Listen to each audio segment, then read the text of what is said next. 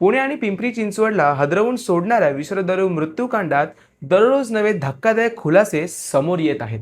22 निष्पाप नागरिकांचा बळी घेणाऱ्या प्रकरणात आता पोलीस यंत्रणेतील काही कर्मचाऱ्यांचे आरोपीशी कथित संबंध असल्याने या प्रकरणास एक वेगळे वळण मिळाले आहे.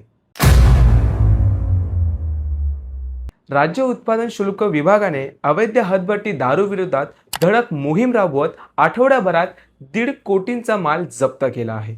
142 गुन्हे दाखल करून 116 जणांना अटक करण्यात आली असली तरी तपासाचा केंद्रबिंदू आता पोलीस आरोपी संबंधांवर येऊन ठेपला आहे. तपासादरम्यान समोर आलेल्या माहितीनुसार या प्रकरणातील मुख्य आरोपी राधेश्याम हरिराम प्रजापती यांच्याशी निलंबित करण्यात आलेल्या 4 पोलीस कर्मचाऱ्यांनी 150 वेळा दूरध्वनीवरून संपर्क साधला आहे. उर्ली कांचन पोलीस ठाण्यातील अजित काळे आणि सुमित वाघ तसेच यवत पोलीस ठाण्यातील रामदास जगताप आणि सुभाष डोईफोडे यांच्या मोबाईलची कॉल रेकॉर्ड तपासणी करण्यात आली. त्यामध्ये आरोपी प्रजापती यांच्यासोबत त्यांचे वारंवार संवाद आल्याचे स्पष्ट झाले आहे. या संभाषणांचं नेमकं स्वरूप काय होतं? अवैध दारू विक्रीला संरक्षण दिले जात होते का? आर्थिक व्यवहार झाले होते का? या सर्व प्रश्नांची उत्तरं शोधण्यासाठी CID कडून सखोल चौकशी सुरू आहे. विषारी दारू प्रकरणात आधीच हडपसर पोलीस ठाण्यातील वरिष्ठ निरीक्षकांसह काही अधिकाऱ्यांवर कारवाई करण्यात आली होती. त्यानंतर आता 4 पोलीस कर्मचाऱ्यांच्या संशयास्पद कॉल रेकॉर्डमुळे प्रकरण अधिक गंभीर झालं आहे.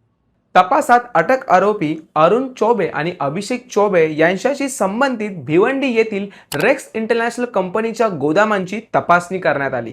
तपासणी दरम्यान 39 ड्रमांचे फॉरेन्सिक रिपोर्ट तपासणीसाठी पाठवण्यात आले आहेत. तपासात रेक्स इंटरनॅशनल कंपनी मार्फत मुख्य आरोपी योगेश वानखडे याला 215 लिटर मिथेनॉल पुरवण्याचे निष्पन्न झाले आहे.